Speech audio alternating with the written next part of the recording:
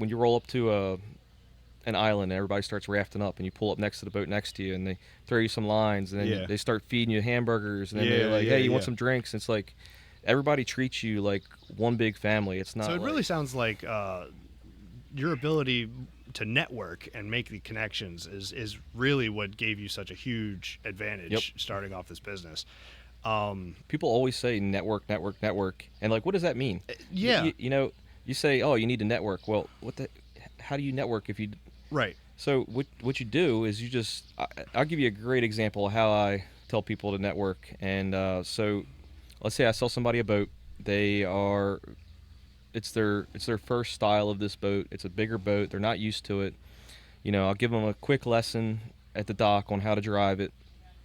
But I tell them, I'm like, look, I said, you just bought this thing. You don't know much about it. I said, however, somebody on your dock might know something about it. Mm. So when you get to your dock and you tie this thing up and you say, hey, look, yeah, we just bought this thing. If you guys got any pointers, feel free to let me know. You know, if you see me screwing up, please tell me. I'd rather you tell me than me run into your boat or screw something else up or somebody get hurt. People respect that a lot more than coming in there thinking you're the macho man. I'm going to put this boat right in this hole, and then you bang into three boats, you know, run in the dock and the boat sinks, and then you look like a dumbass. Right. So it's I think modesty and just being humble when you approach somebody versus, oh, I know what I'm talking about, screw you. Yeah. This is it's if you can see the other person's side of the story and understand their side and you can be humble about your knowledge. Mm. You don't know everything, Right. just go into the situation like if you're in a an industry where, let's say, you're selling cars and the car industry is very cutthroat. I mean, Yeah. you go to an auto auction and there's nobody wants to be your friend there. It's Not at all. not at all, and that would be a hard industry to humble somebody with. But the way you could do that is, let's say you see a guy who's buying all the cars there. You walk up to him, you say, hey, what dealership you work for? What are you doing? So I'm looking to get into this. Would you be interested in having me come on board as a salesman? And then you can learn their processes, Hmm. but you don't want to shit where you eat.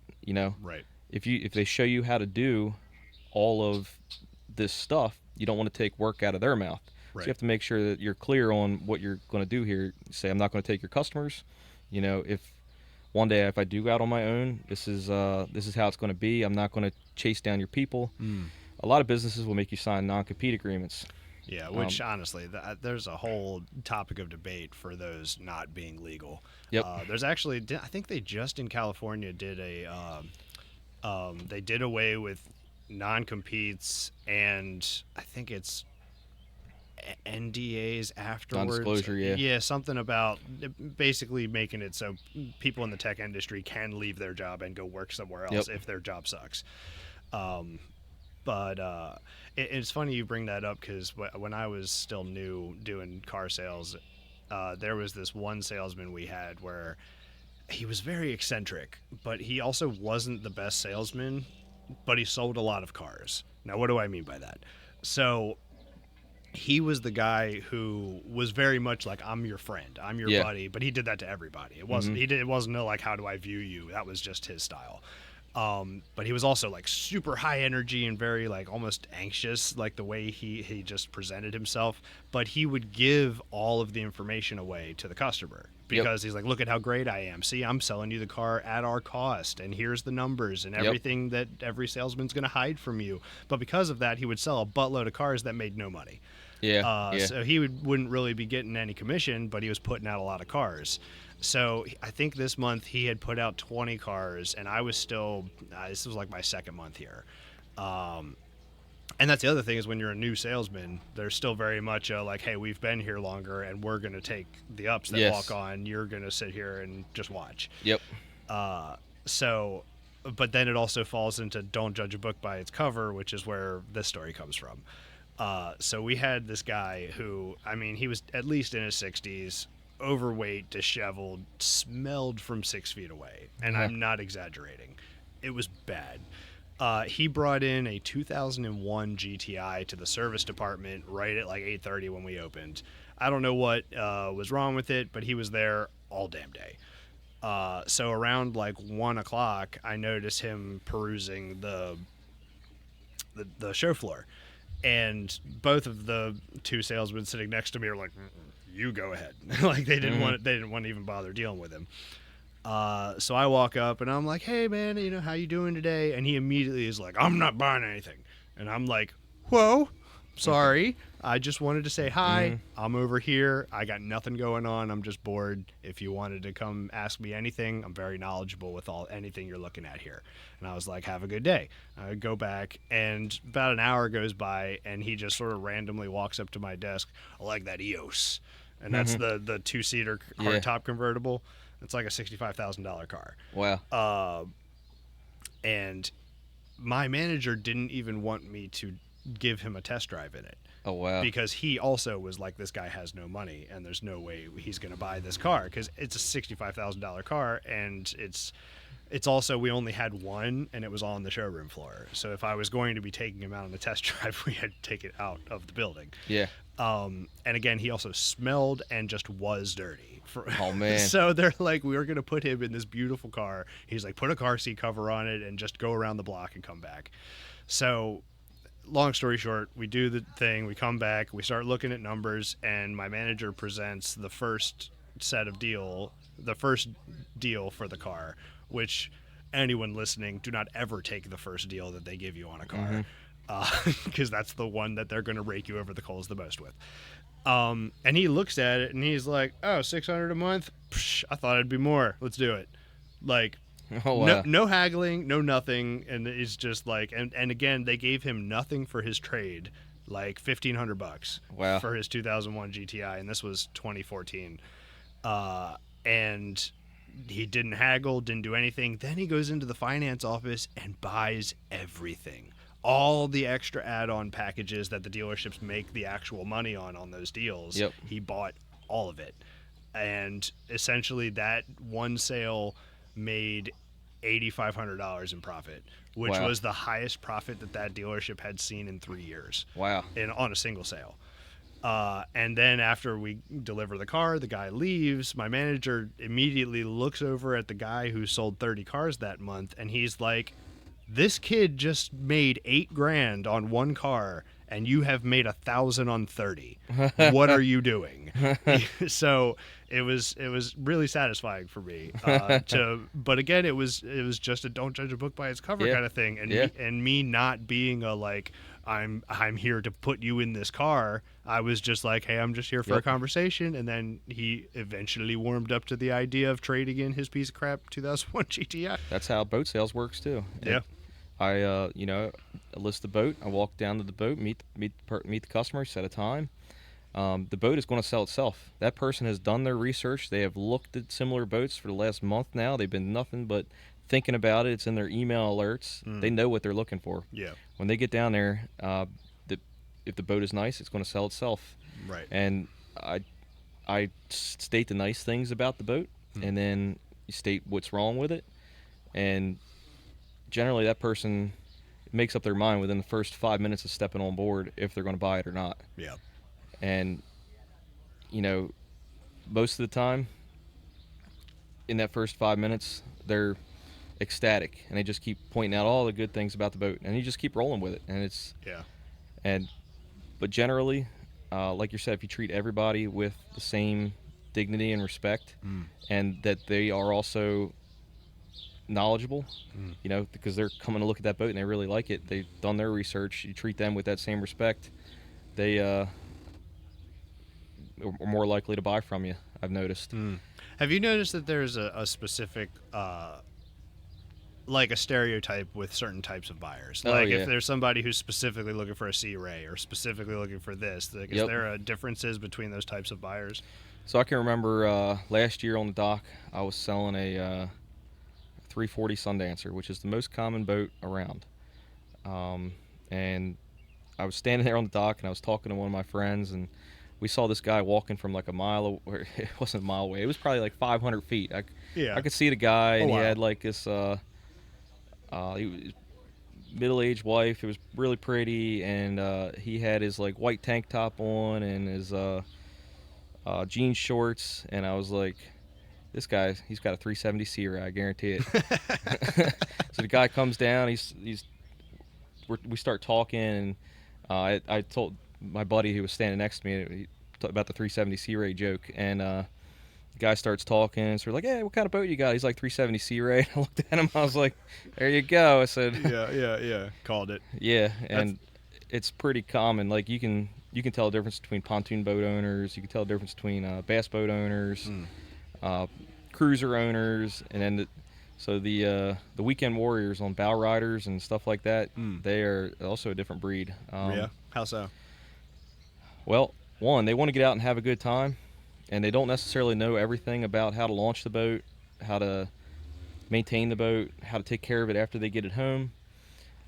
They're more along the lines of it's Friday and I want to use the boat on Saturday morning, so I'm going to prep the boat Saturday morning instead of thinking about it Friday night. Right. So right. then battery's dead. They get down to the boat ramp, forget the plug, boat starts sinking, or they launch the boat without tying any ropes and it starts heading across the river with no ropes onto it, and then somebody else has got to grab the boat. They're like the weekend warrior type, and Yeah. when somebody comes looking for a bow rider, like or a smaller boat, let's say under 20 foot, I always ask them like, hey, what kind of boat have you owned before? Are you sure this is what you want to do? Because you can get hurt with these things really quickly, and if you're not, safety is priority. And I always tell people there's a free boating safety class that everybody should take. I mean, it tells you how to be safe on the waters. I mean, it doesn't take much to die operating a boat.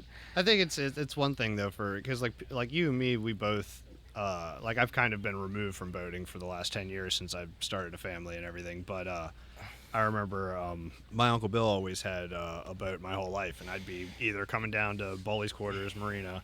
He had a 42-foot Sea Ray that he had there. The thing had dual 454s in it. The thing was nasty. Mm-hmm. It sucked. I remember he filled the gas tank, and this was back in 2010, and it was $600. Wow. and he's like, this thing burns 30 gallons an hour, and I'm like, Jesus. That's what they do. Yeah, but I mean that boat was beautiful. That was such a nice boat. But yeah, so it's one thing when you grow up around boats and you have people that are seasoned that can instruct you on the correct ways to do things ahead of time. But for people that just, like thinking maybe I want a boat as they get older, it's not like you can go take a college course, or like even if you could, who's going to spend that money to go take a college course on boating? So yeah, it is good that those kind of classes are available for people. One thing I've also done to capitalize on my industry is I became a licensed captain, so I'm 100-ton master captain license. That's awesome. And what I can do with that now is train others how to run their boat. So for example, somebody buys, let's say they buy a 42-foot Sea Ray from me. They've never owned a 42-foot Sea Ray. They don't know how to operate it. Well, I'll meet them down at the dock, and we'll go out for a ride for 2 hours, and basically I charge them for my knowledge on how to operate the boat, how to show them how to operate the boat. We'll go out, we'll practice docking. We'll go to a floating dock. I'll show them how to parallel park it. I'll show them how to back up on a pole, and I always tell them neutral is your friend. I said, you never want to go faster than you're willing to hit something. That's the first rule in boating. That's a very good rule of thumb. Stay away from the whiskey throttle. I'd rather see somebody come in and out of gear 17 times trying to get into a slip than come into gear or stick it in gear and run into the slip at 15 mile an hour into a pole. So. Yeah. And it's crazy that people think that these things are strong enough to hit things and keep going. It's like they're not tanks. They're mostly made of plastic and fiberglass, and if you hit something hard, it will crack and break, and then you've got a Titanic situation going on. It's just, I don't know, man. It's just crazy to think of, because how long has it been since you started the business and walked away from So I got my business formed as an LLC in 2017. Okay. I'd been playing mechanic for probably a year before that. Okay. But the reason I started the LLC is because the DNR started getting on my tail about selling boats. So I went in 2017, started the LLC, and at that point I was still a cop, and I was just basically treating it like extra money. And I wasn't advertising really. I made a Facebook page, and we kind of did it for I would say shits and giggles almost, like kind Uh-huh. of posts like, hey, we're working on this today, we're working on that today. And then what I think really kicked it off was getting T-shirts and stuff. Hmm. So then I ordered my first order of T-shirts. I passed out T-shirts to a bunch of my customers, all my family, all my Yeah, friends. you gave me one. Yeah, and Yeah. they everybody wears it around, and then other people in town are like, "Hey, that's Argentina Marine. Give me a T-shirt." I was like, "Okay, here's a T-shirt." Yeah. So then, by now we've done many orders of T-shirts, hats, hoodies, and stuff, and I see my stuff all over the town. It's That's it's awesome. it's cool because then it's like my local family of this town is supporting my business, and they like seeing us succeed. Yeah. Everybody sees our trucks out, and they're like, "Hey, this is great." Yeah, yeah, yeah. Um, It's cool when you can feel yourself kind of becoming like a staple in the community. yeah, Because both between you being able to garner your own success, but also you impacting other people, and especially in a town that you actually have pride in. I yep, think that's something that's sorely lacking nowadays. Um, yep. We went from basically me and Josh back in the day mm, to I hired this guy named Joe. mm-hmm, I met him at a marina that he was working at up here in Northeast. mm, Joe's been with me now almost a little over 3 years. awesome. Um, Joe, uh, he also didn't really come from a marine industry. He was working at the marina, but he had never worked on boats. So when I brought him along, he was basically my helper. Gotcha. And now we have him training guys. So it's kind of cool to go from Yeah. that transition. I showed him how to do things, and now he's showing other guys how to do things. And then we have John, who's our shop foreman, and he puts a lot of time into the business without, some of it he doesn't even get paid for. Huh. He's very. This Pro- is almost like a lifestyle business. Like we're all boaters, and John wants to see this business succeed because he likes boating and he likes being on the water and he likes doing this, mm, doing that. But the thing about this business is it is high overhead. So yeah. if we're not turning wrenches, we're not getting paid. Yeah. I So was going it's to ask, 2020 was so rough on everybody. When was it that you finally so I went quit. away from cops? I quit being a cop in 2021. Okay. So it was July 4th, 2021 is when I Yeah. left. So was that like when the market started picking back up, or So the reason that I left at that point in time is I was working undercover, and they took me off undercover and put me. It was called Special Operations Unit, is what I was doing. Um, they took me off of that because so many cops had quit, and they put me back on patrol. okay? So at that point in time, I didn't want to be on patrol. I was having fun in the SOU, and I enjoyed the guys I was working with, and we were doing a lot of cool stuff, Mm. and got to see some things that no other cops would see. It was pretty cool, Yeah. and I was upset at that almost. Like I was like, God damn, this sucks. I'm back on patrol. I kind of It almost feels like a demotion, yeah, even though it's not because of anything you did. It's just purely a manpower need. yeah, and I get it. But I if I tell you, if I was still in SOU, I'd probably still be there. It's Yeah. um, probably not this far along, but I was I probably would have quit a little later. But Right.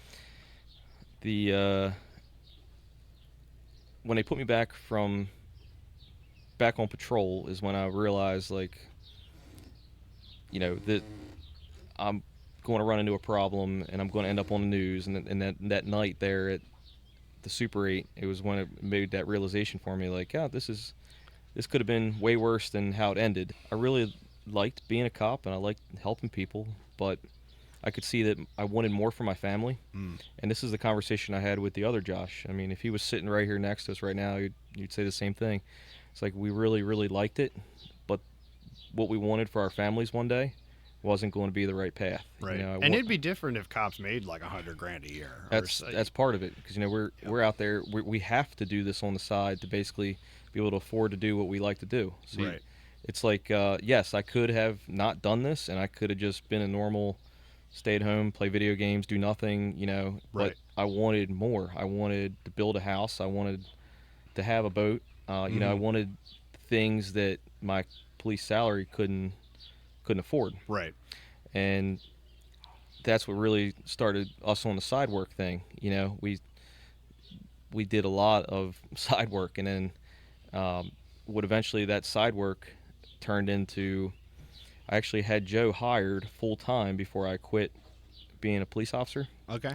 So Joe came on, um, probably came on that winter, Mm-hmm. before I quit. So let's say I hired him in probably like October of the year before. So Joe was already kind of getting up to speed.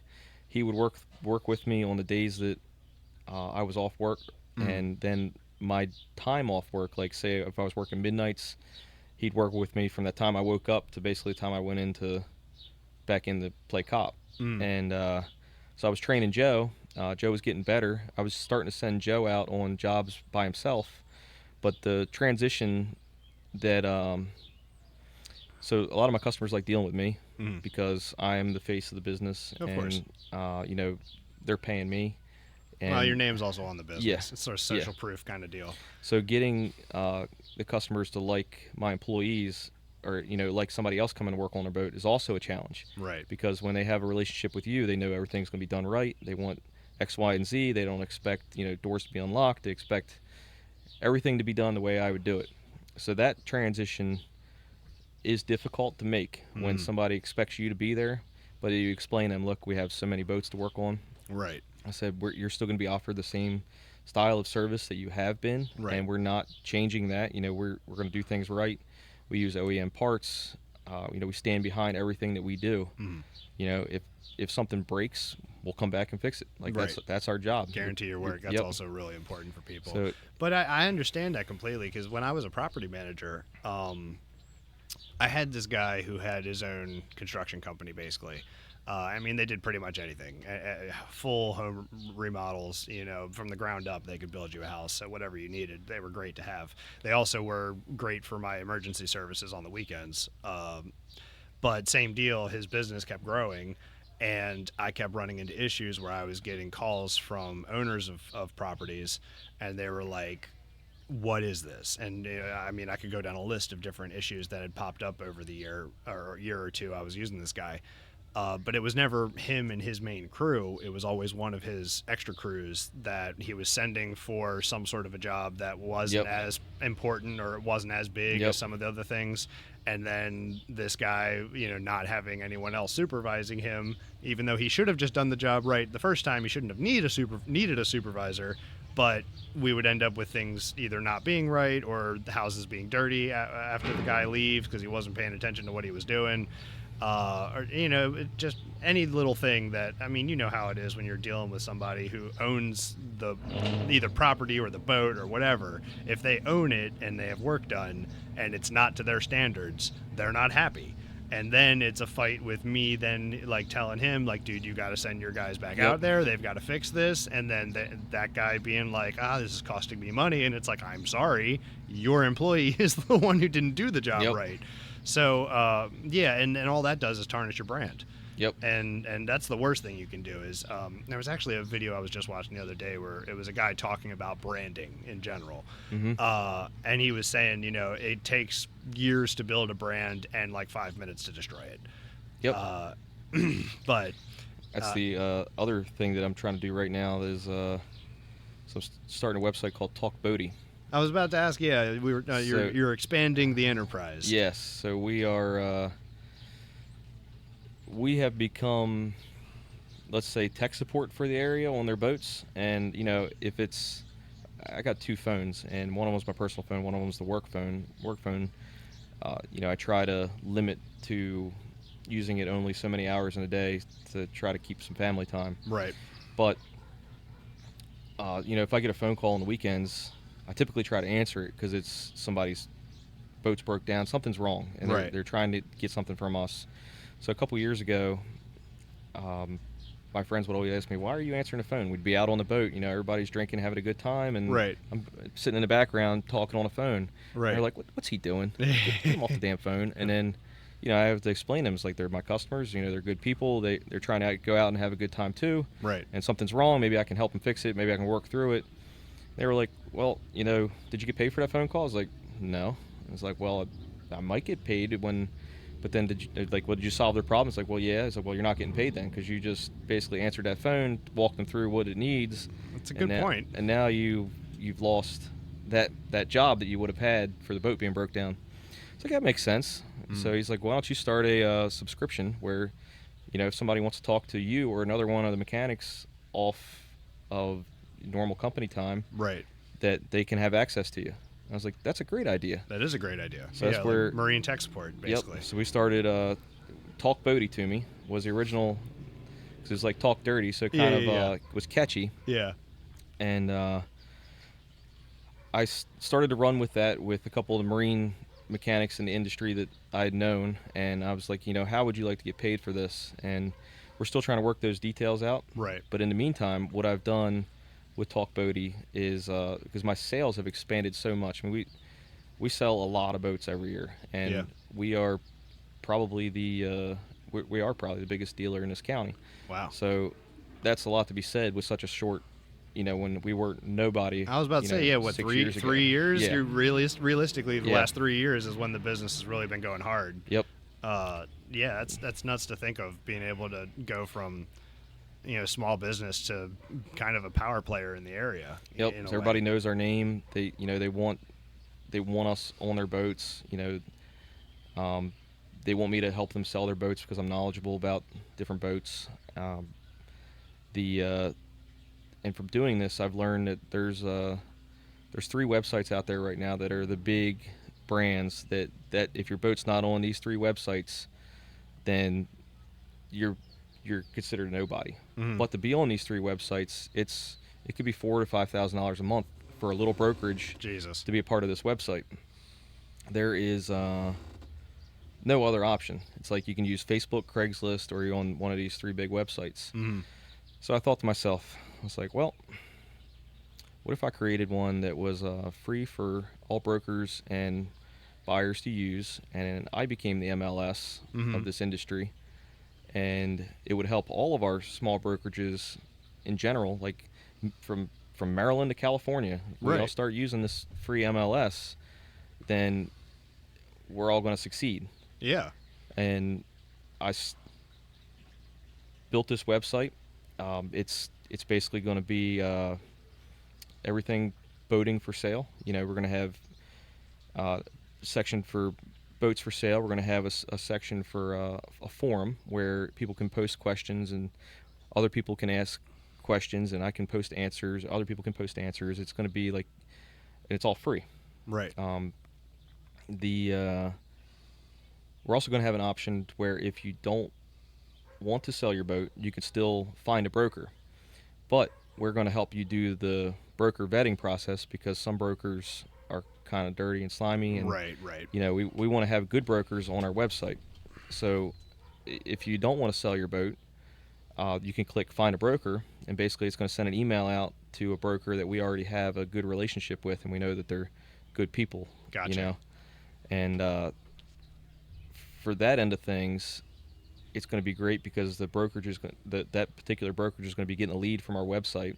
Mm-hmm. So that should self-generate. Hopefully, people continue to use the website and it'll keep growing. Right. So how did you get the idea to? Well, I guess how did you even do it? Going from like. It's funny because typically when you have a mechanic type of person, like a lot of people think of essentially my Uncle Bill, where he's very knowledgeable with engines, very knowledgeable with boats and cars, but once you get to like computers, it's like, I don't know nothing about that. So like, tell me how you guys went through the idea and the design process of this website. Well, I can tell you that it started in my knees. Because being a boat mechanic, you're on your knees all the time. Right. And I'm 34 years old, and my knees are killing me already. And I thought to myself, I was like, well, if being a cop was going to kill me, then my knees are going to kill me doing this crap. So what can I do that, I could potentially make money into the future with not necessarily too much manual labor? Mm. And that's where sales and this website is going to come into play. Right. Where I'm helping other people succeed, and in turn I'm not putting taxation on my body and my lower extremities, so I'll still be able to enjoy my knees when I'm 60 years old. That's smart. And I was thinking of ways to make money without manual labor, and that was one of the things. Is sales. Sales is always not real manual labor involved, except for the boats that we sell. Most of the time, we have to service them, we have to take care of them, this, that, and the other to get them sold. But if I started this website where I became the MLS that everybody wanted to use because it's free and it was worldwide, Mm. um, it would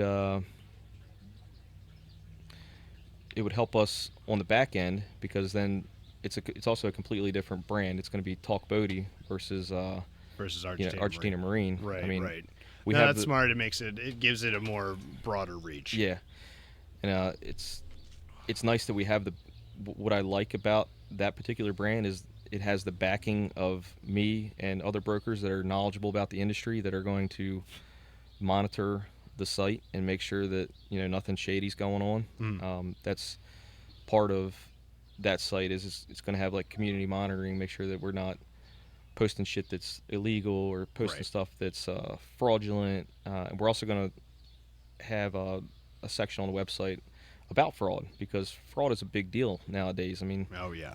that's a huge problem. I mean, Yeah, and it's getting even scarier. I just saw a video the other day. A lady who it sounds a lot like the Nigerian prince scam, but the difference is this woman talked to this man on FaceTime, but it wasn't him. It was an AI person that looked like a wow, real person and sounded like a real person on this wow, video call talking to her. She ended up losing like 100 grand out of her bank account after basically she sent him some money and he did his scam shit to basically drain her account.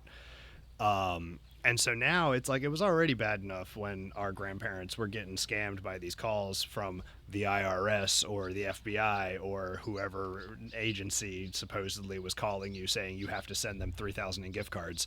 Like yeah, that was already bad enough, but now we've again older generation not having that tech savviness that we do. yep. Uh, That's what we're going to try to push on this website too. Is meet your buyer in person. right.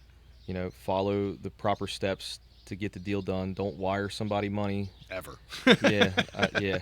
Unless you have a contract and it's actually through a brokerage and you're doing everything the proper way. Right. It's I've learned a lot from being a cop and Mm-hmm. about fraud and different things, that how to protect people. I want to try to apply my knowledge to this website with that as well. That's awesome, man. And It's awesome that you're taking your skills from previous jobs and being able to. It's like you're still finding ways to help people.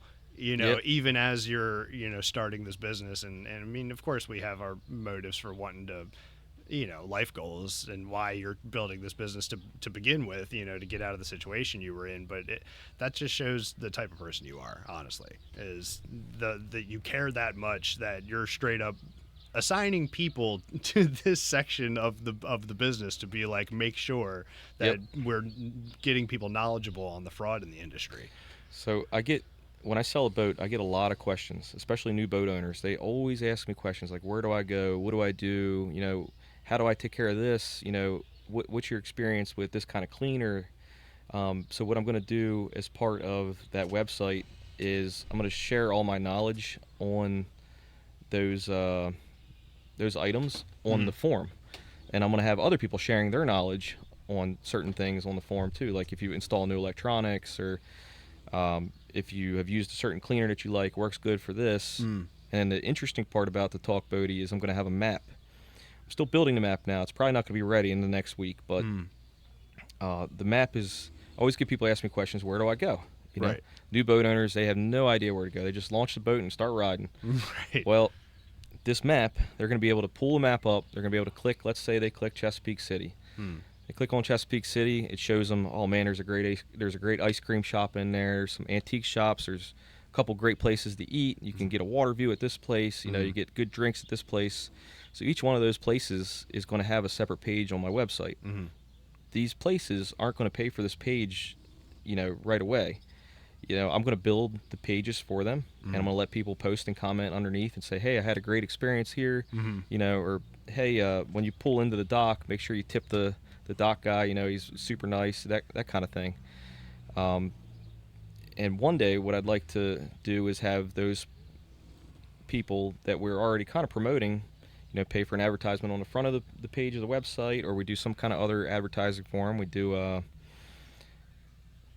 let's say we host a charity event at their restaurant, something like that, to generate money and generate business revenue for them in exchange for doing something nice for us. So it's an interesting way to start a business relationship with somebody.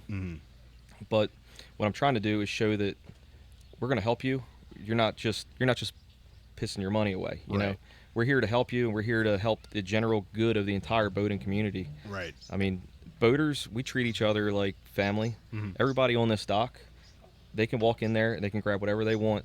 Right. And I can do the same thing. I can walk over to his boat. If I need a fork, I'm going to go get a fork off of his boat. It's like we treat each other's boats as if it were our houses, and we respect each other's stuff. Like, if somebody walks down the dock that we don't recognize, keep an eye on him. You're like, who's this guy? Right. What's he doing? Like, I know every one of the owners of every one of these boats. Yeah. You're not one of them. Yep. And it's the boating community is so tight knit that I think a website like this, where people could bounce ideas off of each other, sell their boats to each other, find cool places to eat, and if everybody used it, it would be awesome, because well, all boaters are good people. Yeah, it's great because of the value you're giving to your customers. But on top of that, you're also diversifying your income streams.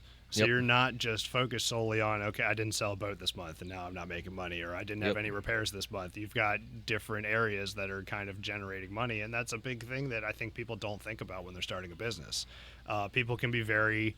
Like, you have to focus on some things at the beginning, but you have to be able to branch out over time. Otherwise, you're kind of going to hit a ceiling, and you'll hit a threshold, and then you're never really going to go anywhere farther. Honestly, man, it's like the more we talk, the more impressed I am by everything you've done in the past 3 years. It's well, I want my friends and family to be proud to be a part of my friends and family. They're, right. They're I wouldn't be where I am right now without my friends and my family. I mean, I can't tell you how many hours people have helped me, not getting paid. I help them right back. It's like, it's most all my friends are boaters. I could probably name like one person who doesn't have a boat that I know. It's and it's definitely an interesting community. It's something you would never imagine. It's almost like when you roll up to an island and everybody starts rafting up, and you pull up next to the boat next to you, and they throw you some lines, and then they start feeding you hamburgers, and then they're like, hey, you want some drinks? And it's like everybody treats you like one big family. It's not like, oh, your boat's this kind, or oh, your boat's this kind. It's like, Jellyfish Joel's? Yep. That's one of my favorite places, honestly. Yep, it's a nice place too. Back when I was, oh my goodness, I was probably 15 last time I was there. But my uncle went up in his 42-foot Sea Ray, and he rolls up, and it's like everyone knows him. And it's like a sea of boats rafted together, and just everybody's like, hey, Bill's here! And I'm like, how do you know everyone in the Chesapeake Bay? But that really speaks to what you're saying about how tight-knit the boating community is. It's really interesting, just how... I mean, again, normally the first 2 years of a small business is that's where 90% of businesses fail. So I could tell you it has not been easy to get this far. We have, out of the last, let's say, 5 years, I probably only have 6 non-paying customers. That's a lot to be said, because typically we run over probably like 900 service calls a year for different things. So I mean, 6 people out of that, two of those people are not responsive at all. One person's paying us very slowly. I mean, they got hard times. Okay. And one person just kind of just taking them to court. It's like, you gotta do everything the right way. Follow the way the law works, and hopefully the law will work in our favor. Yeah, it seems like that seems to be less and less effective though as we go on. Actually, funny enough, I used to do lighting design for different local bands in Baltimore back in the day, and there was one where this band was working. Actually, it was up here at the Mallet, or what used to be the Mallet, and then something before that, and something before that, and Yep. something before that. By the way, it's always been the same owner. They've changed names 4 times because the Wow. same guy keeps tanking the same business over and over again. But essentially, the band was playing there for, it was either St. Patty's Day or Fourth of July or New Year's Eve. It was one of those three because those are the nights where you get paid more. So this was actually again like 1 year after the guy had restarted the bar up again, and he never even got to the point of getting the liquor license redone, because if you don't know, it's over $1 million to get a liquor license. Jesus. Just to pay for the license, not even buying the $1 million in booze you then need to stock the Yeah. bar full. Yeah, if you're doing just a wine and beer license, it's like 150 grand, or at least it was at this time. But yeah, liquor license is Wow. over $1 million. So every liquor store that you ever see, they had to pay at least that $1 million and 1.5 or 150,000 to sell what they sell in that store. But anyway, so the guy never even got the money together for the liquor license, so he was trying to run this bar on just beer and wine, which I'm sure you know is not a great business model No. around here. No. So the band played, the place is packed, everything's great. They're supposed to make $4,000 by the end of the night, which for a local band, that's a lot. Normally, local bands, you're looking at like $1,200, and that's if you're lucky anymore nowadays. A lot of these places would rather spend $300 for a DJ. Mm-hmm. It's cheaper, and they're playing the top 40. Yep. You know. Yep. So yeah, this was going to be a big night for them, and never got paid for it. And then it got to the point that they were going to take them to court, but the business just declared bankruptcy and restarted itself again. So at that point, the business has no money to take. Even if you get a judgment against them, then you're really just wasting your own money for court and legal fees. Yep.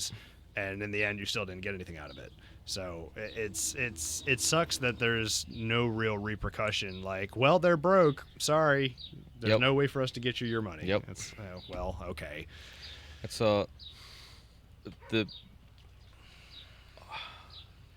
finding funding for the parts can be so, like, generally our expenses every month are well north of $40,000 or $50,000. There's a lot of money in and a lot of money out. Right. So we try to get deposits on parts at least, because I mean, it's like a fuel pump on a Mercruiser is about $2,000. Jesus. So let's say let's say there's 10 boats broken in a week. So that $2,000 fuel pump on this boat, the next boat needs exhaust manifolds. We're looking at $2,000 on that. So now I'm floating $4,000 worth of parts this week. Plus, the next boat needs a new C-Ray EIM system. That's $4,000. So now we're back $8,000 we're floating this week. So cash flow can be a huge problem in this industry unless you get deposits on parts. Yeah, I was about to say, it sounds like it. But then I also feel weird when I take somebody's money and I haven't delivered a product or a service yet. Yeah. So that was a hard obstacle for me to overcome, is actually being able to say to myself, well, I need to take this money because I'm paying for these parts that aren't installed yet, but I've paid for them. And I've either got to take money out of a personal account to pay this bill, or I'm going to have to take a deposit. Right. So, I mean, I take a deposit now, and I make sure that, I write down, like, I'll accept the deposit X day, and, we'll be at your boat next week when the part arrives. And it took a while for me to sell myself on that, but it's basically the only way to do it with how much money is laid out on this, Right. on these parts. I mean, it's amazing what these things cost. The marine, anything with marine at the end of it is like double the price of what it should be. Right. And we sometimes jokingly say, like, it's got Mercruiser tax on it, or it's got Volvo Penta tax. Right. Well, it's like, the same as the Apple tax. You're buying an Yep. iPhone for $2,000 when it should be $1,200. Yep. Yeah.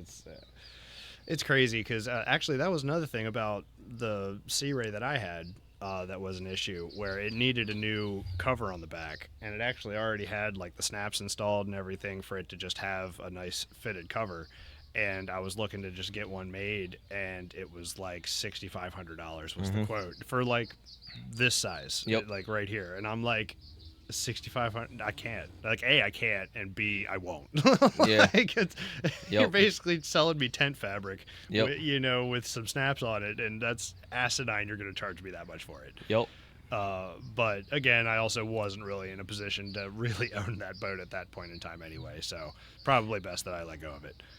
I could say if you're anybody who's looking to leave their 9 to 5 job and actually transition into doing something on your own, you want to be knowledgeable in what you're getting ready to make the transfer into, because if somebody calls you out on a question and you look dumb, your credibility is gone at that point. And then you have to find a way to make yourself credible again. If there's something you don't know, then say you don't know it. You say, I'll get you that answer. Give me a half hour. I'm going to get you that answer. Right. And you start making phone calls and you figure it out. Knowledge is power. It's like... what's funny is that's actually another sales tactic that they use in car sales. There'll be guys that'll tell you, you're like, yeah, I'm brand new. Let me just hold on. I'll get you that answer. They've been there for 5 years. They act like they're new because when you seem like you're new and seem helpful, it disarms people. It makes people feel less threatened by you. So I use that. I mean, I only did car sales for a year, but I used that the entire year. Even though I was incredibly knowledgeable on everything that was going on in that operation, I would always say, you know what, give me 1 second. Let me go talk to my manager. I'll get that answer for you. But that's also why I didn't stay in the industry. I don't like lying to people. I don't like being slimy. And it sort of became this thing where also the dealership I worked at operated very differently than a lot of them. The salesmen didn't actually do the financial part of the sale. Like, our job was just to get you to love the car. Yeah. And then once you loved the car and you were sure you wanted to buy it, then the sales manager comes over and he works the numbers. I think they did that because they wanted it to just be more, this guy's really good at making money and we're going to let him do the money. Yes. And you guys just sell cars. Yep. And so that helped me throughout that year because I would be watching the deals happening and I would know the numbers in my head on the back end, and I would know whether people were getting a good deal or not. And it was one of those things where it was easier for me to deal with it when I ready to come join. It was easier for me to do it when I wasn't the one doing it, but it still, I just didn't like it. I didn't feel good about it. I was making decent money, not as much as I'm making now, but I was making decent money, and that was kind of the way I was able to justify it. Was Killian was 1 year old at this point, so I left retail specifically to go there so I could start doing something that was making more money. Yep. Like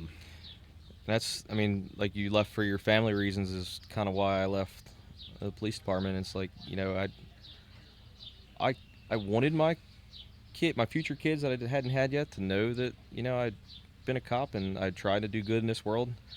And that was also part of the reason I didn't want to leave. It's like, because, as a kid, you probably would look up to your dad more if he was a police officer, it was your hero, Yeah, fireman, military. Yeah. There's definitely a status that gives you. It's just seen as, well, to people who haven't been, wronged by people in power, they're the benevolent force, or they're supposed to be the benevolent force in the society. Yep.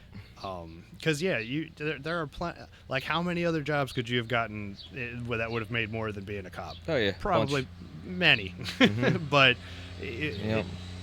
but that, I think, is the thing, is like you were saying, the good cops are leaving because they joined because they wanted to do good, but now they're seeing that they might not be able to make the impact that they wanted, and on top of that, the detriment it comes to themselves and their family, it doesn't balance the scale in the end of the day. It really is a shame, because I even remember oh my God, what was his name? He had the long name, the cop who was always Cooper. No, the guy who was at Hartford Tech all the time. Oh, Blottenberger. Yeah, Blottenberger. Yep. Yeah, dude, he was such a good guy. He was. And he was a really nice guy. That's like the model of a cop that you need to have. That's actually why I wanted to be a cop. Really? Because of him. Yeah, he's always super helpful and just super nice guy. You know what's funny is I had applied to be the state troopers, and they denied me. Oh wow. Yeah, and it was actually because I was truthful on my application, and I Mhm. shouldn't have been. Mhm. Uh, essentially, so I went through the first application process where it's just file an application and they'll get back to you. Then they have you come to Annapolis for Run like around the circle. well you had what was before that part, you had a group interview essentially Mhm. where they would kind of go through a slideshow and is like, this is all the things you need to know about this job, this is how the training program works, if any of this doesn't sound fun to you, you should leave now, is Mhm. basically what they were doing. So I sit through that and I'm like, cool, still stoked. And they basically had us fill out another application that was really the same application we had Yep. already filled out. And on that application, it had a little section for, have you ever used any illicit substances? Mhm. And I was 18 at the time, and I honestly answered that I had smoked weed once Yeah. when I was 16 at my grandmother's funeral, or after the funeral. Yeah. And that was the only time I had ever done it at that point, and I had never done it again. And they took that application, the second one that was the same as the first one, Yep. and they accepted it and said, okay, cool, meet at this place at this time. It'll be doing the physical portion. You got to run the mile in this time, and Yep. blah, blah, blah. So I get there, and they have us fill out a third application that was the same as the first two we'd already filled out. I'm like, okay, I fill it out, and everybody's like in their groups for who's going to do the running when. And before my group gets there, one of them comes up to me and they're like, hey, sorry to tell you this. We're sorry to tell you this, but we can't actually accept you. And I'm like, why? And it's like, well, it says on your application that you smoked weed 2 years ago and you have to have been clean for the last 5 years in order to be accepted into the troopers. And I'm like, that is asinine. Yeah. Because if I just had not put that down, Yeah. what would have happened? They wouldn't have known, and I'd probably be a trooper right now. Yeah. Honestly, like, I really wanted to be a trooper. I was. Is it true that if you call a cop, if you refer to them as trooper, you get brownie points? Because No. it's not the same as an officer or a sheriff. So, I have friends that are troopers, and we always make fun of them for their hats. They hate when we call it hats. They're actually supposed to be called covers. Okay. I'm not wearing my cover. So I like when they get out of their car and they don't got their hat on. I'll say, hey, go back there and get your hat. You can't talk to me until you get that hat on. They get all upset. So, That's too funny. And, I was told by somebody that if you refer to them as trooper instead of officer, they give you like slight brownie points because it's not the same thing. They're actually like a different tier on the hierarchy. Is that true? so no, but No. what it comes down to is jurisdiction. I mean, generally, you're a state trooper, so you have jurisdiction everywhere. Mm. I mean, you can do whatever the hell you want in anywhere, except, if if you are like say, because I'm city of Aberdeen, if I go fooling around in Baltimore County, what the hell am I doing? Right. Like why? Yeah. Every cop is basically assigned their post or their area. Let's say he's a trooper in Annapolis. He can't go play trooper games in Bel Air unless he's talked to the people in Bel Air and they know he's there. Okay. It's kind of like a yes, they have jurisdiction in more places, but they still are limited to the barrack that they're in. Does that make sense? Like Yeah. No, I get it. That's interesting. Well, let's get back to boating. We keep Yeah. getting pulling ourselves off topic.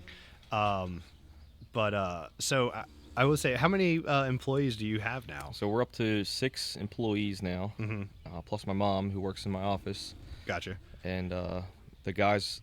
I guess you could consider it 8 if you consider my wife an employee because she's the HR of the business. Oh, nice. Well, hey, I mean, I'm sure you're not getting too many human resources complaints from the dudes you got working in the shop.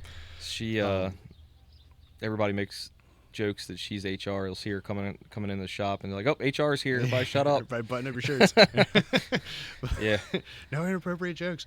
But what's actually really funny is there's a guy I know who he was originally doing his own independent trucking business, just freelance. Mm-hmm.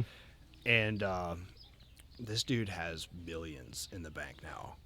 But it's because he employed all of his family for all the different positions that he needed them for meaning he could pay them all this money and not spend it in taxes Oh, because yeah. it was being spent into payroll, when really that money was just funneling into an account that was his. Uh, Just because he's like, oh yeah, she's my mom's my HR lady, and my dad's my logistics person, and he's paying them like $100,000 a year for nothing. And they literally weren't doing anything for him. He was just a one-man show doing wow. his thing. That's how you go to prison.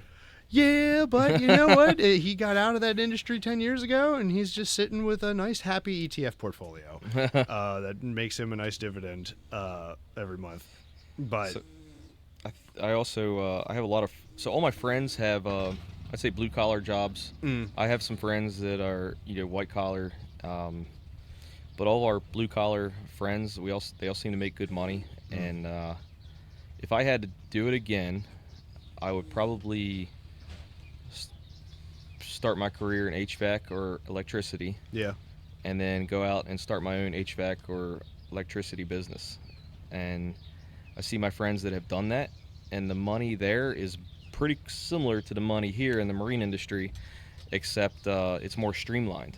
With Yeah. these boats, everything is different. Every boat has something different. yeah, In the HVAC industry, a 5-ton unit is the same. You're doing a direct change out. It just seems a lot easier to me as far as the Yeah. logistics. yeah. I mean, there's only so many different companies that have the majority of the sales in America. You Yep. know, you got like Train, you got Carrier, there's like a handful of units. And yeah, I remember even just when I had my air conditioning unit went out a couple years ago, and I had the Feral Fuel guys come out, because I've been using them for everything. They service my furnace and all that. And the guy comes out in his little van, and he like pokes around with my AC unit for a minute, and he's like, "Oh, I see what it is. It's whatever part he said is burnt out." And I'm like, "Ah, cool. So you're gonna have to like go to your shop or order that part, aren't you?" And he's like, "No, I got one in the truck." And I'm like, "Really?" Like, cause he's in like a Sprinter van. Like, he's Yeah. not in like a big giant truck. I'm like, "How many parts do you have just ready to go back there?" And it just had what he needed, So I can see what you're saying, where it does seem like it's a much more streamlined industry. Yep. But on top of that, it's an industry where you don't have downtime. People always need it's either always hot or always And cold. lots of competition. Yeah, well, that's true. Yeah, There is I a lot mean- of competition. I knew a guy who worked at Blue Dot for a while, and he branched out into his own company and was doing pretty well. Jesus, seems like what other time's kind just of flown questions by. you got that you want to cover? Well, you had mentioned that you hired. Well, I don't know if you hired, but you said you have a girl who's doing your social media stuff now. Yep. So networking is the biggest thing that I think has helped my business grow. Mm-hmm. So this networking story goes back to a boat sale. A lot of my customers now, when I was a cop, my clientele was dirtballs. Okay. Now that my clientele is boat owners, it's all people who have businesses, who have extra money to spend on boats. They're Right. not dirtballs. They have families, they have established, themselves as a helpful member of society. Right. I sold a boat to a friend of mine named Jeff. Didn't know we were going to be friends at the time. Sold him the boat. We became friends after the boat sale. Come to find out, he was an owner of one of the largest, if not the largest, HVAC company in Maryland. He sold the company. He started. He works for another company now doing like consulting for HVAC things, and he's very knowledgeable when it comes to business. Well, Gotcha. last year he said, "Hey Josh, let me come into your office and let's just check out what you got going on here. Let's see if we can streamline some things." I said, "Awesome, Jeff. I really appreciate that." Yeah. So, Is that just sort of out of the blue? You just yeah, he's like, I love seeing small businesses succeed, and I'd love to come and help you. I was like, gladly, I will take any kind of advice you can come. Right. So he showed up in like about 3 days of sitting with me in the office and doing different things with me, and he streamlined a lot of our processes and showed me the difference between margin and markup, how to understand profit and like where to start charging for certain services that we weren't charging for. Like we were to the point where we were almost breaking even, and it's not good to break even in business. You become a business. It's a business, not a charity. Right. But Jeff came in and streamlined a couple of our processes and really helped out. And Jeff just became, him and his wife bought, his wife's name is Nicole, Mm. bought Base Sale. Technically, Nicole owns Base Sale. So Nicole and Jeff, they run Base Sale together. It's a company here in Havre de Grace. They deal with sailboats. They rent sailboats. You can get sailboat lessons. Generally, anything sailing, Jeff and his wife Nicole can handle it. Nicole's daughter is named Christina. Christina works at Base Sale as well. Christina has been a great asset to our social media side of things. She handles all of our posting and content, and because she's in the industry too, with her parents owning Base Sale, that she knows a lot about the marine world as well. Right. And so she's helping her family's business out while she's helping my business out, and she's kind of growing both sides of her portfolio, Right. understanding the whole marine industry. So she does a lot of cool things with our social media, and she's trying to help build the brand of Talk Boaty as well. And most recently, we actually got into rental pontoons. So we're starting small this year with one rental pontoon. Myself and Base Sale are going to be working together to rent the pontoon. They're going to handle all the bookings. Okay.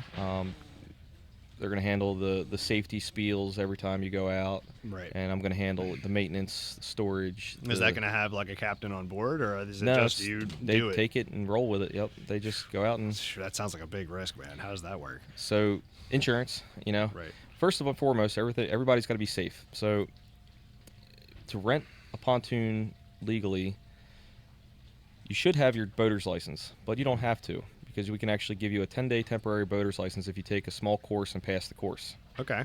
So basically, we're going to give them a safety course. If they can pass the course, then they can rent the pontoon. If they can't pass the course, then they shouldn't be renting the pontoon. Right. So the Base Sale crew is going to take over the rentals because they already rent sailboats.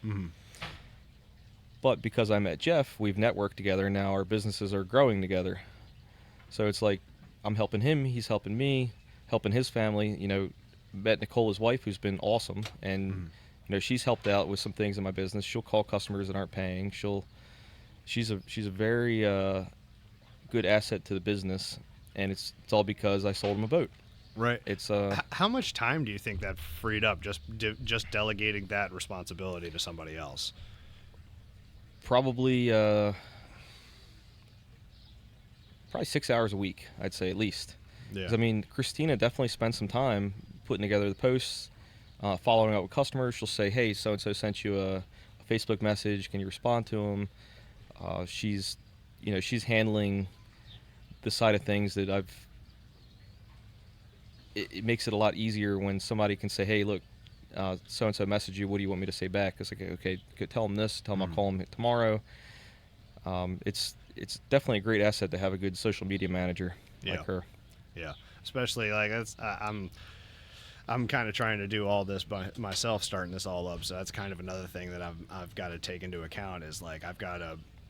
Well, first off, I started the YouTube channel first, but first what I had to do was go through all the different platforms and search the handle that I decided to use and make sure that nobody else already had the name taken, because obviously I can't start up a Millennial Wisdom podcast if there's already a Millennial Wisdom podcast out there doing something. Which is funny because I really wanted to do... I had a couple different choices before I landed on this, but it's kind of one of those things where my first two options people had already thought of. Yeah.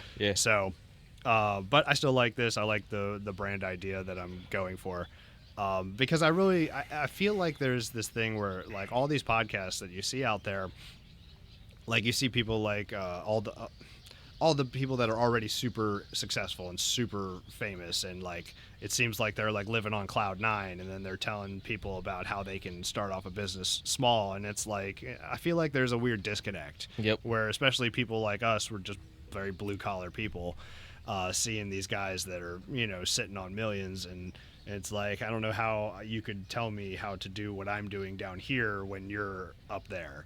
So I really want to be able to find again, the small business owners, as opposed to people that already run mega corporations or giant media empires telling about their success. I want this to be more of a, like, you can have success even when you're down starting at the bottom. So, got another story. So, my I call him my Uncle Bill. He's actually not my blood uncle, but we were close enough that him and his family would treat him like they're our family as well. Right. My Uncle Bill is best friends with my dad, and that's how I kind of came in the picture. My Uncle Bill was there the day I was born. He's basically known me every inch of my life. He he's a writer for he was a writer for the Baltimore Sun for a while, and then he became a financial journalist, and he writes about stocks. His writing is so good. It's he worked for this company that was basically selling newsletters. So basically, he would put his ideas into the newsletter, and this company would sell the newsletter to people, and it's like an online digital newsletter. Okay. This company worked him to the bone, and Of course. didn't give him much to credit for what he had done, and he was the brains behind the operation. He decided this year that he was going to go out on his own, and he retired from that company and is now starting a company with his friend Jack. Jack is also very, very intelligent. So the two of them together are going to be a corporate powerhouse for their industry. And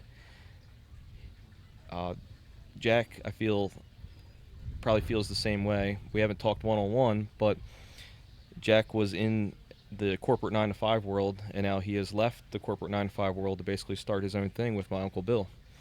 And they want to be a part of the Talk Boaty at some point, like writing articles or doing different things, and I'm definitely more than happy to have them on board because Because they can add like a financial aspect to the page where like, hey, here's the trends of the industry right now. That's actually a really good idea. Yep. And they're both very intelligent. They can bounce ideas.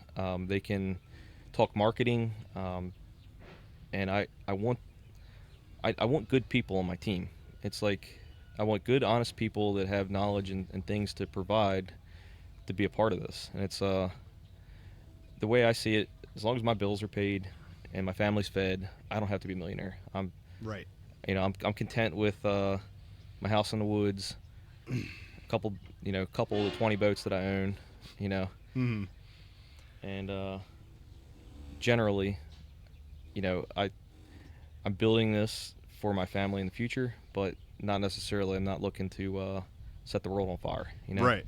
If it happens, it happens. But I'm not going out there running and gunning, trying to run everybody down. Well, hey man, I'm going to say this. You've only been doing this business for 3 years, and the way you've already expanded and the way you've diversified the business itself into so many different areas, I mean, I would be surprised if you don't end up in another 2-3 years, man. I mean, like, think about it this way. Are you comfortable going into like financials for the last? Okay. So like, say 3 years ago, like what was your operating revenue looking like compared to Probably cost? Oh man, gross 3 year.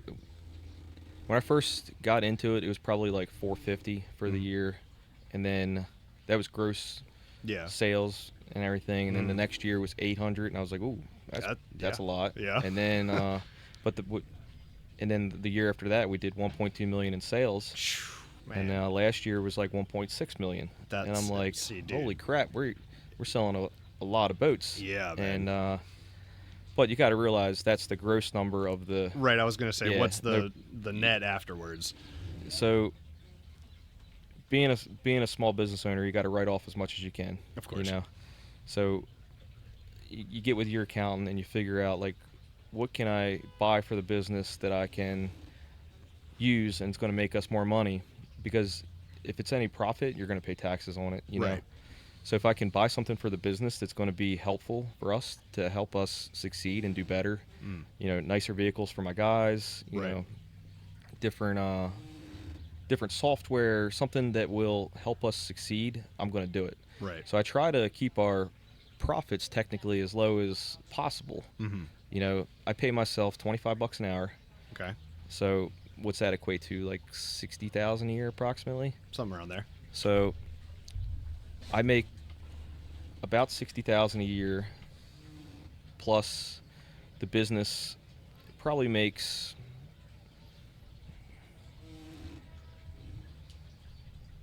if I had to sit down and figure it up, I don't even know. So, You gotta I dive know into the that books again. yeah, I know that we can get our bills paid. We can pay our guys. We can keep moving forward. But the biggest expense, monthly expense, is payroll. I mean, Oh, sure. I'm $11,000 every 2 weeks in payroll. Well, So, I mean, yeah, it was six guys so far, and how much are you paying each of them? so our top guy, I pay him the same as me, so we're at $25 an hour, Cool. and everybody else is pretty close to that. Mm. And then, you know, I want to be able to pay my guys more, Mm-hmm. but I need to figure out how to make the business more profitable on the service side of things. Right. Because right now my guys are hourly. If they go out and they make, let's say they go out and they turn 2 hours in the morning and 2 hours in the afternoon, that's $420 for the day that they technically have made the business. Right. Out of that $420, 200 something is going to their pay. Mm-hmm. The rest of it is going to either insurance, Right. other random things. What really screws us up is if we go out there to complete a job and we don't have the correct parts. So then I've paid these guys Right. to go out there complete the job, but I can't bill for the job because we're not done. Right. I can't bill all the time we got into it. So what I've come to find out this year is we're no longer taking jobs that people supply their own parts for. That's probably really smart. Yeah, because we'll go out I feel bad if I charge somebody for a job that they bought the parts on and it was wrong. Right. So I just no more. I just can't do it. Like we're too much overhead for us to go out there and somebody Yeah. have the wrong part. Well, and also with the way that, especially Amazon and other platforms like that, have flooded the market with these cheap Chinesium. Chinese-made parts. Yeah, Chinese parts, either with bad quality metal or even just bad plastics. Yep. Or that's one thing that we've even seen in the auto industry, where even just something simple like a coolant bottle for underneath your hood can end up being something that, like, oh cool, I only spent $20 on this instead of 50. Yep. But then it cracks and breaks in a year because the temperatures are wrong or whatever. So to touch back on your, how much money do you make a year? I could tell you that when I first got started, I felt like I was paying all the bills and probably still making an extra 20 to 30,000 on top of that. Mm-hmm. That I was able to bank or whatever. Right. As I got more employees, I saw that number diminish. Mm-hmm. I am now to the point where I know that all the bills are getting paid and the employees are getting paid. And as long as there's enough money in there to pay all the bills, it's like, okay, we're doing good. Right. Like, Right. It's like there's got to be so much money in because of so much money out. Right. Well, you're also And- kind of doing this thing where you're trying to expand. It's Yep. one thing if you're just trying to keep a business in one place Yep. and figure out how to make that more efficient, but it's a whole different balance that needs to be made as you're trying to grow Yep. while still paying for your previous commitments. Yep. We So- bought a new piece of property last year. Mhm. That's going to be a couple $100,000 to build on that piece of property. Mhm. We're looking at potentially buying into a marina. Oh, So nice. there's going to be a lot of money tied up there. Yeah. So it's like as long as I can get the bills paid, then I'm happy. So with these expansions that you're doing, talking about how you bought the property and you're building a whole facility on it, and then on top of that, trying to buy space in a marina, everybody knows that's not cheap. So, like, is that you banking money and then just doing cash, or are you financing? No, we're going to have to finance that. Okay. So the thing about financing is you can write off the interest. Depends what your accountant says, but most of the time, like, you can write off your interest. So you can basically use somebody else's money to buy what you want and write off the interest because it's a business expense. Right. If right. that makes sense. Yeah. So Yeah. like your house, how you can when you do your taxes and your interest comes off of your tax money. Right. Now I'm not an accountant, so I really can't tell you what I'm talking about, but this is what I've been told. I was about to say, I'm sure you have a guy who's doing it it's- for you. That's why I pay people. Yeah. So- I mean, yeah, especially a good accountant can make or break your business. Yep. Straight up. I mean, there's wasn't it it was either Steve Harvey or somebody who was just getting in a court case because he basically found out over the like a couple of years his accountant siphoned like $1 million from Yeah, him. it's not good. Yeah, that's insane. But I mean, you've got to be able to trust the people that you're paying to handle your money. I mean, that's that's the Yeah. most important part of your business. Yep. There's a way I can explain the money in the bank. It's there for the operation of the business, but I can't touch it. Right. It's like if you touch it and there's a problem, then you're done. Like, Right. what are you going to do? So, like, if there is some profits, we leave them in there because, let's say, slow time comes in January where there's not much money coming in. We can use that money to Right. pay the guys, which is what we do. I don't lay off any of my guys for the winter season like a lot of these marinas do. That's impressive. So I basically, it kind of, probably not the correct way to do it as far as a normal business would go, but we, rather than get rid of my guys, I'd rather keep them employed so that they respect what we're doing in general and want to work harder for us to succeed. Right. Rather than say, "Oh, yep, it's December. We got no work. We'll see you guys later." Well, it's not sustainable for anybody. You know, I mean, unless you were paying them $150,000 a year, and it's like, okay, guys, take the month off. Yep. You know, that's one thing. But when people are making, good, honest wages, the whole seasonal economy thing is really tough on people. Yep. I mean, that was actually a whole thing with the car industry. That was another reason why. I mean, I had many reasons for getting out of that industry, but that was one of them. Is like springtime, early summer, great. Late summer into fall, pretty Slow. bad. Winter, Done. yeah. Christmas is coming. No one's buying a car. Yep. Unless they're buying someone a car for Christmas, which happens a lot less than you would think. Same with birthdays. That seemed like that was more of a thing when we were a kid. Yeah. The 16th, back in the day, yeah. the 16th birthday. Don't do that anymore because the cars are too damn expensive. Yeah, even if we wanted to get something. Well, I mean, I could easily sit here and pick your brain for another hour or so, but I mean, I could tell you're a busy man and you've probably got people hitting up your phone right now. Yeah, my wife's like, "Where are you at?" Yeah, so I guarantee I got the same message. So the one thing I do want to say is, first off, thank you, man. Hey, no problem. I really can't tell you how much I appreciate us being able Hey, to no problem. do this here on for the first debut official podcast of the Millennial Wisdom Podcast. I really could not have asked for a better guest or a better location for us to shoot. Hey, no problem at all. Real quick, let's just repeat all the stuff you got going on, your business names. When's Talk Boaty going to be live? Is that already up? Yep, or? it's probably gonna be live by Memorial Day. So we got Argentino Marine. We basically buy boats, sell boats. We work on boats. We also do salvage work. We love sunken boats. Really? Yep. So we do a lot of salvage work in the area. So boat sinks, we'll get a call from the owner, say, "Hey, look, my boat's down. Can you come help us get it up?" We'll work with the insurance company the entire way. So we'll call the insurance company. We'll get everything set up. We'll boom off the boat to make sure that we're not spilling oil into the waterways. Call the Coast Guard, make the proper chain of command notifications. Get in touch with the MDE. We have to write an oil spill report if there's any oil that's been spilled. Right. There's a lot to it. It's not just getting down there and raising the boat. We have to rig. We got a couple tow boats, so we have airbags, pumps, a variety of different kinds of rigging, and it's an interesting job every time one goes down because it's always different on how to get it back up.